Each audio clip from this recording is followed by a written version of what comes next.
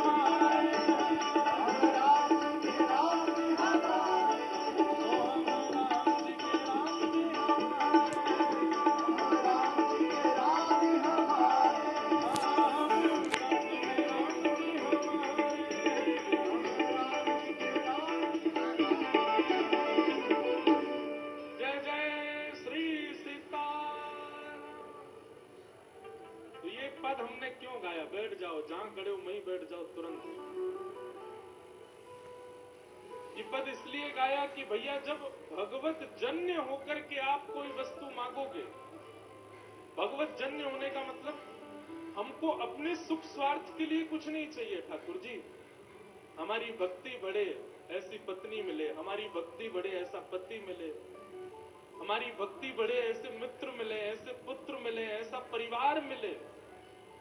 इस भावना से यदि आप संसार की वस्तु मांगते हैं तो वो भक्ति जन्य होगी। और जब आप इस भाव से कोई वस्तु मांगोगे तो फिर ये पद गाना, हम राम के सहारे आराम कर श्री राम जी सब काम कि मुझे ऐसी पत्नी चाहिए जो मुझसे भी ज्यादा आपसे प्रेम करने वाली हो। भगवान ने वरदान देते हुए कहा कि चिंता मत करो ऋषि, देवहूति से आपका विवाह होगा और आपके घर मैं पुत्र के रूप में जन्म लूंगा। बहुत सावधानी से सुनना। देवहूति से कर्दम ऋषि का ब्याह हुआ कि कर्दम ऋषि के यहाँ पर भगवान कपिल के रूप में जन्म। बोलो कपिल भगवान की। ये कपिल नारायण भगवान का अवतार हुआ देवहूति जी के यहाँ पर। धीरे धीरे कपिल भगवान थोड़े बड़े हुए और देवहूति और कपिल भगवान का आपस में संवाद हुआ, भक्ति संवाद। यहां पर कपिल भगवान देवहूति माता से कहते हैं कि मां, आपके यदि कोई प्रश्न हो तो आप हमसे पूछो। तब देवहूति माता ने कपिल भगवान से जो प्रश्न किए हैं अद्भुत। निर्वेणा नितरां भूमि असद इंद्रिय दर्शना येन संभाव्यमानेन प्रपन्नान्धं समप्रभो। निर्वीणा नितराम भूमन असत इंद्रिय तर्षणात् येन संभाव्यमानेन प्रपन्नांतम तम प्रभु। भगवान, मन को एकाग्र करने का, मन के विचलन दूर करने का कोई एक उपाय बताइए। हमारे मन की अशांति कैसे दूर हो, उसका क्या उपाय करें, कृपा करके आप हमको बतलाइए। हमारी इंद्रियां सब असद स्थितियों की ओर दौड़ती जा रही हैं। भगवान, इन इंद्रियों को कैसे एकाग्र किया जाए, कृपा करके हमको बताओ। सब लोग बहुत सावधानी से सुनो। हम बस ये प्रसंग कह के फिर जल्दी जल्दी हनुमान जी की, बागेश्वर हनुमान जी से कहेंगे उड़ाओ आज हमको, सीधे कृष्ण जन्म पर ही पहुंचेंगे। बहुत सावधानी से सुनो। देवहूति माता कह रही है कि अपनी इंद्रियों को वशीकृत कर किया कैसे जाए, ये बताइए। आंखें ना चाहते हुए भी वो देखती हैं जो नहीं देखना चाहिए, कान ना चाहते हुए भी वो बातें सुनने के प्रति आकर्षित होते हैं जो नहीं सुननी चाहिए, तन उस स्पर्श की कामना करता है जो स्पर्श पाप जन्य है, जीभ वो खाने की इच्छा रखती है जो तामसी है। प्रभु, इन इंद्रियों को कैसे संभालें हम, हमें ये बताइए। ये इंद्रियां हमारी संभल नहीं रही हैं। तब भगवान कपिल कहते हैं, बुलमा, इंद्रियां बंधन का कारण नहीं है। आंख तो वही देखेंगे जो आप दिखाओगे, कान वही सुनेंगे जो सुनाओगे, हाथ वही पकड़ेंगे जो पकड़वाओगे, पर इन इंद्रियों का एक अधिपति हमारे भीतर बैठा है, उसका नाम है मन। जीव की कभी इच्छा नहीं होती कि मुझको आप बड़ा खिलाओ। बुंदेलखंड का प्रसिद्ध बड़ा खिलाओ, ये जीव की इच्छा नहीं होती, मन की इच्छा होती है। नेत्रों की इच्छा नहीं होती कि ये दूषित दृश्य मुझको दिखाओ, मन कहता है कि मैं देखना चाहता हूं। कान कभी नहीं कहते कि दूषित भद्दे गीत सुनाओ, मन कहता है कि सुनाओ। ये आंख, नाक, कान, जीभ, हाथ, पैर, ये सारी इंद्रियां तो हमारी दासी हैं, और इन दासियों का अधिपति बनकर के हमारा मन बैठा है। वो मन जैसी आज्ञा करता है वैसे ये इंद्रियां करती हैं। मैया, इंद्रियों को सुधारने की जरूरत नहीं है, मन को सुधारना है। और मन कैसे सुधरेगा, नोट कर लीजिएगा। मन की एकाग्रता और मन का सुधराव का केवल एक उपाय है। आप जैसा संग करोगे, जैसे वातावरण में रहोगे, जैसे पर्यावरण में रहोगे, जैसे लोगों के बीच में स्वयं को घेर के रखोगे, वैसा आपका मन हो जाएगा। इसलिए मन को यदि सुधारना है तो संग सुधारना पड़ेगा। पहले दिन हमने कथा में पद सूरदास जी को उसकी एक पंक्ति कही थी, आज फिर कह रहे हैं। सूरदास जी कहते हैं, जाके संग कुमति उपजत है, पड़त भजन में भंग। जिसके संग रहने से दूषित बुद्धि आती है, जिसके संग रहने से हमारे भजन में विघ्न आता है, तजोरे मन हरिव मुखन को संग। एक बात कहें, आप लोग सत्संग ज्यादा नहीं भी करोगे तो चलेगा, लेकिन यदि आपने कुसंगता का त्याग कर दिया, कुसंग व्यक्ति का त्याग कर दिया, दूषित व्यक्ति का त्याग कर दिया, तो अनंत कथाओं के श्रवण का फल आपको प्राप्त हो जाएगा, केवल एक दूषित व्यक्ति का त्याग करने से।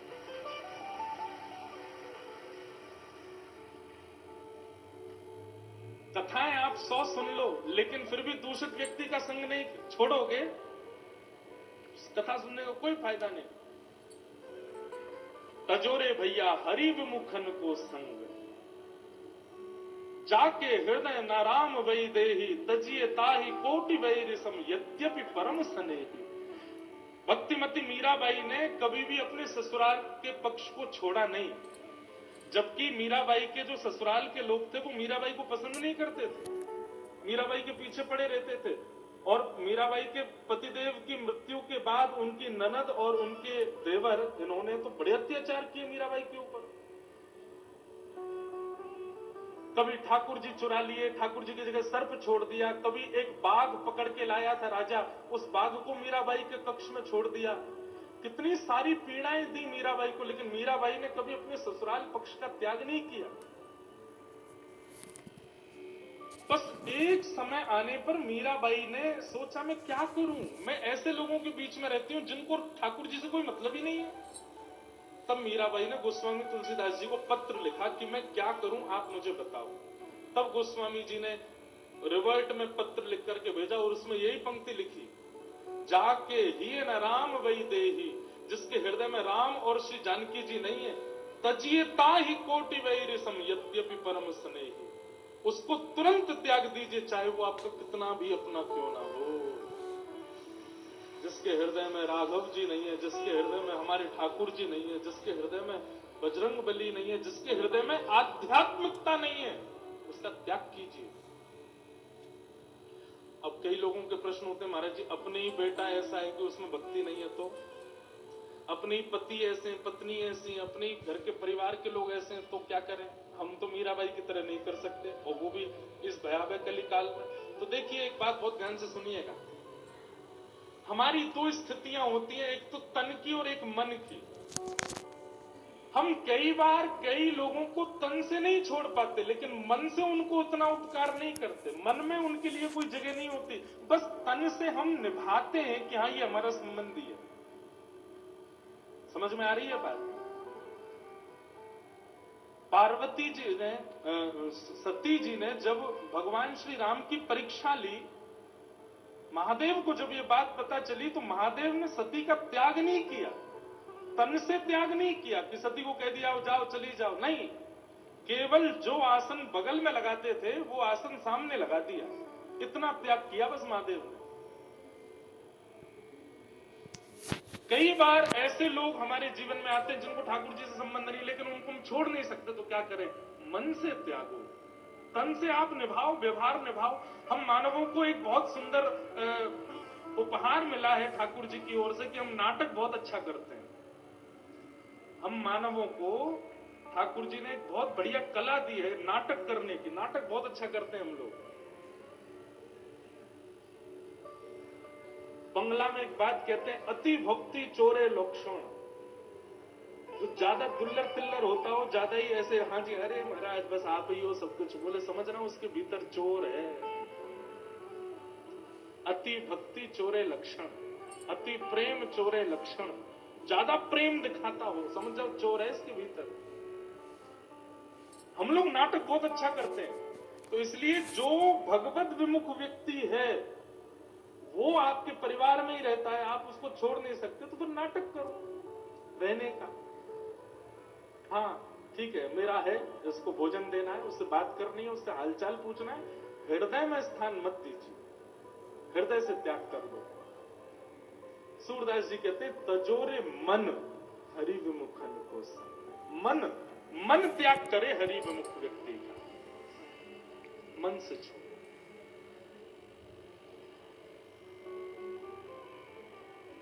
भगवान कह रहे हैं मां मन को सुधारने की जरूरत है, और मन केवल और केवल संग से सुधरेगा। तब बोले किसका संग करें? तो भगवान कहते हैं 5 लक्षण जिसमें हो उसका संग करो। कौन कौन से 5 लक्षण? तितिक्षवा कारुणिका सुहृद सर्वदेहिना अजात शत्रवः शांता साधव साधुभूषणा। पहला लक्षण, हम जिसका संग करें उस व्यक्ति में सहनशीलता होनी चाहिए। बहुत सावधानी से सुनो, जिस व्यक्ति का हम संग करें वो सहनशील होना चाहिए, जो सहे। अच्छा एक बात कहें, यदि कोई व्यक्ति सहनशील ना हो उसको बागेश्वर धाम भेज दो, वो अपने आप हो जाएगा। क्यों? वीवीआईपी दर्शन की कोई सुविधा नहीं है, सहो। महाराज जी से मिलने की कोई अति उत्तम व्यवस्था नहीं, सहना पड़ेगा, 2-4 रात तो उठना ही पड़ेगा, 2-4 बार तो भोजन छोड़ना ही पड़ेगा, तभी जाके मिलेंगे, सहना पड़ेगा। और ऐसा नहीं है कि बेचारे वो नहीं सहते, वो भी बहुत सहते हैं बेचारे, सोते नहीं, भोजन नहीं कर पाते, कभी कभी सोचते कैसे रहते हैं ये इतनी व्यस्तता, अकेले सब संभालते हैं, कितना वो भी तो सहते हैं। और वास्तविक में हमारे शास्त्रों में, संस्कृत में सहते शब्द के दो अर्थ होते हैं। सहते का एक अर्थ होता है सहना, और सहते का दूसरा अर्थ होता है जीतना। जो सहेगा वही जीतेगा। जिस व्यक्ति ने जीवन में कभी सहा नहीं होगा ना, वो कभी जीत नहीं सकता।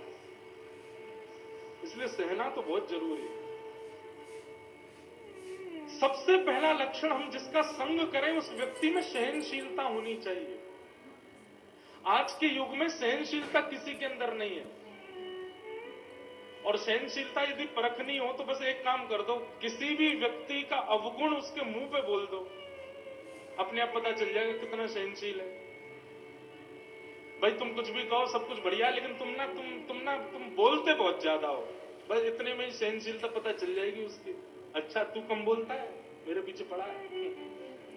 सहनशील सबसे पहला लक्षण, हम जिसका संग करें वो सहनशील होना चाहिए। दूसरा कहा कारुणिका, उसके अंदर करुणा होनी चाहिए, दया होनी चाहिए, दिखावे की नहीं, वास्तविक दया होनी चाहिए। तीसरा श्रुहृदः सर्वदेही नाम, हम जिसका संग करें उसमें तीसरा गुण होना चाहिए सबका हित चाहने वाला। केवल मेरा हित हो, मेरों का हित हो, ऐसा नहीं। सर्वजन सुखाय सर्वजन हिताय, सबका भला हो, सबका हित हो। तो पहला लक्षण सहनशील, दूसरा लक्षण दया, तीसरा लक्षण सबका हित चाहने वाला, चौथा लक्षण अजात शत्रवः, किसी से अपनी शत्रुता ना मानता हो, किसी को अपना शत्रु ना मानता हो। उसको कोई भी शत्रु माने चलेगा, लेकिन उसके हृदय में किसी के प्रति शत्रुता का भाव ना आवे। और अंतिम लक्षण क्या है? 5 लक्षणों में अंतिम लक्षण है शांता, कम बोलने वाला। हम जिस व्यक्ति का संग करें उसमें ये 5 लक्षण होने चाहिए। सहनशीलता, दया, सर्वजन हित की भावना, अजात शत्रु और शांत रहने वाला, मौनमास्ताम, मौन रहने वाला।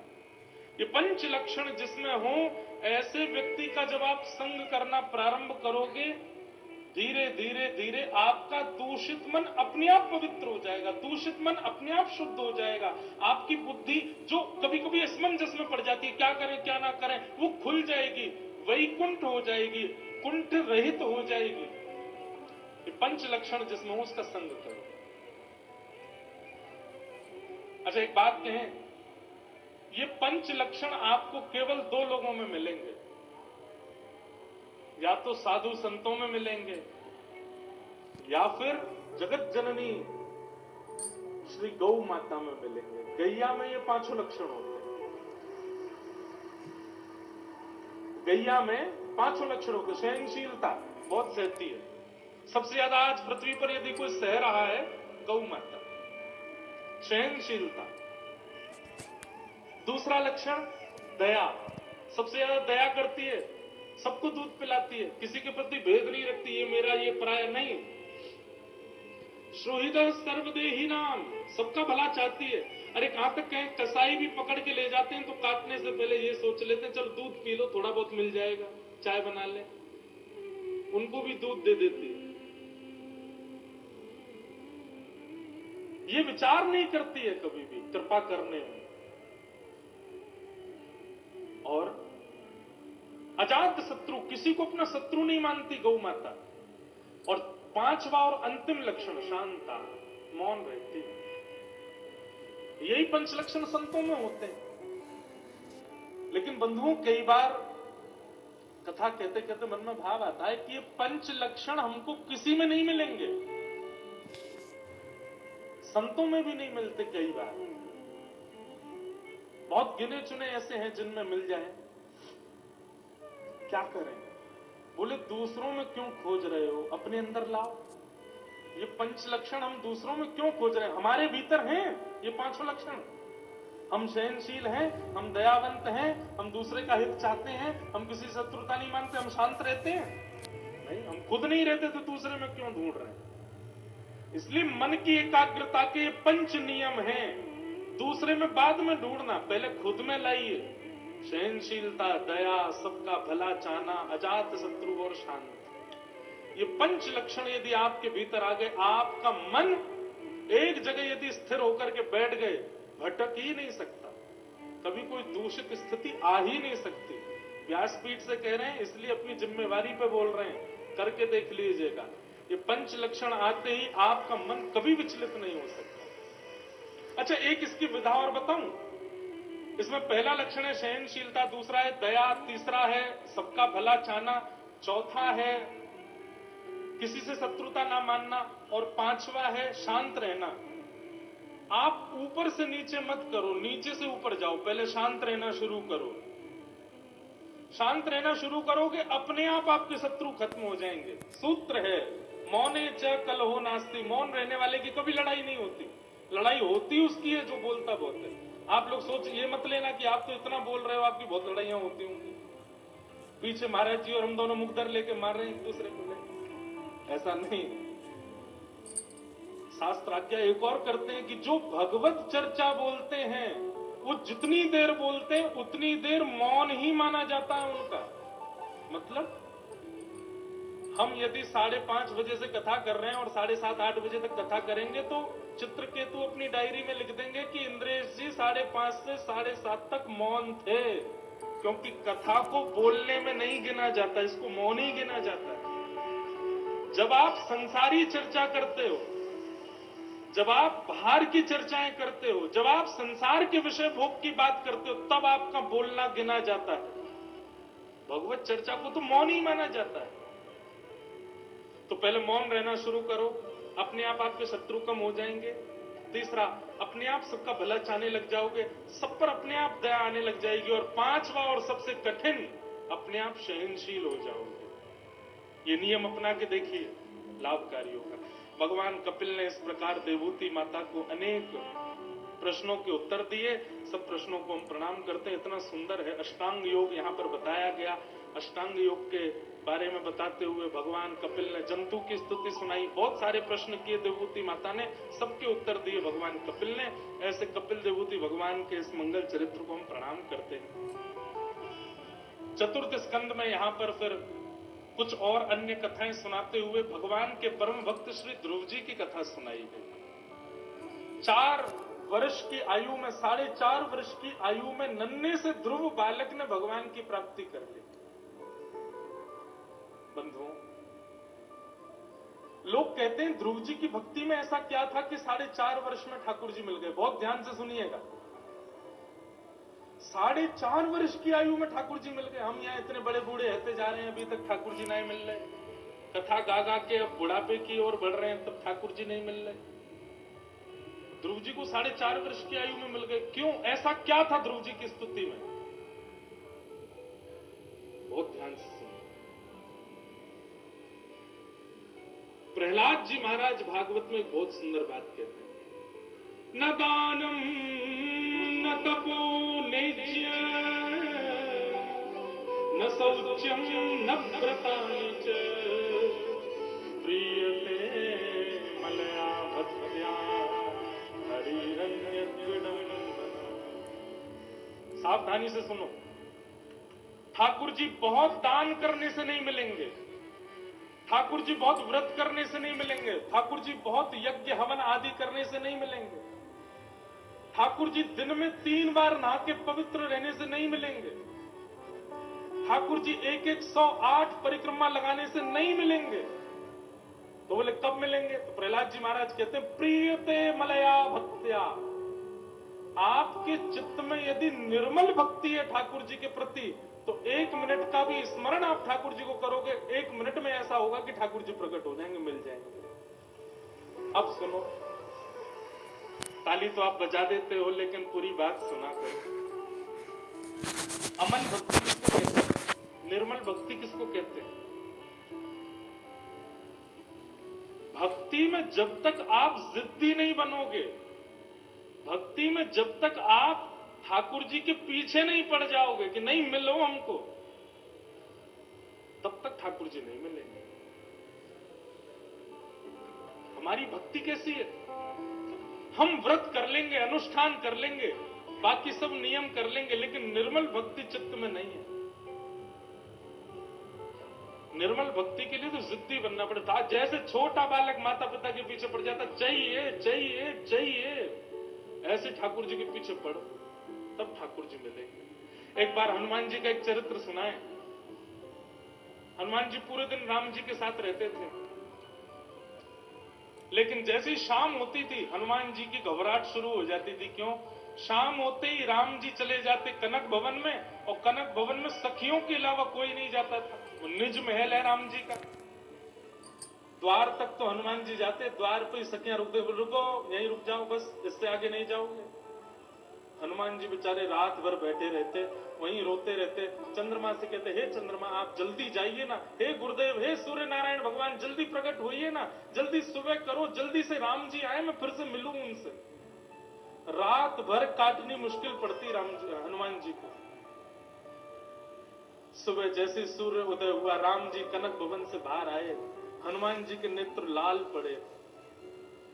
राम जी ने हृदय से लगा, बोले हनुमान इन नेत्रों में लालिमा क्यों, आंसू क्यों है, क्या बात है? हनुमान जी रोने लगे। दर्श बिन दूखन लागे मेरे नैन। हे ठाकुर जी, शाम होते ही आप अपने निज महल में चले जाते हैं। माना कि आपका निज अंतःपुर का महल है, यहां सखियां आपकी सेवा में रहती हैं, लेकिन रात से लेकर के सुबह के उजाले तक मेरी क्या स्थिति होती, मैं कैसे बताऊं आपको? मुझे आपको देखे बगैर रहा नहीं जाता। हनुमान जी से राम जी बोले, तो बताओ क्या करे भाई, निज महल है, निज महल में तो कोई नहीं जाएगा, वहां पे अंदर बहू जी विराज रही है, जानकी मैया विराज रही है, और वो निज महल है, अंतःपुर में तो भाई थोड़ी मर्यादा होती, कैसे लेके जाए तुमको? हनुमान जी बोले, आप ऐसी कृपा कर दो, ऐसा बर्दाश्त फेर दो, अब हमारा काम तो हो गया, लंका पे विजय तो आप प्राप्त कर ही आए हो, सब काम अब ऐसा कृपा कर दो कि हम भी सखी बन जाएं, हम भी भीतर चला करें। हमको आप ऐसी कृपा कर दो कि हम भी सखी रूप धारण कर लें और आपके साथ भीतर चला करें। और सरजू जी ने ऐसी कृपा की कि श्री हनुमान जी महाराज चंपकलता नाम की सखी रात्रि में बन जाते, और श्री हनुमान जी राम जी के निज महल में जाकर के आनंद करते, निज महल में जाकर के ठाकुर जी की मधुर सेवा करते। सीताराम हनुमान से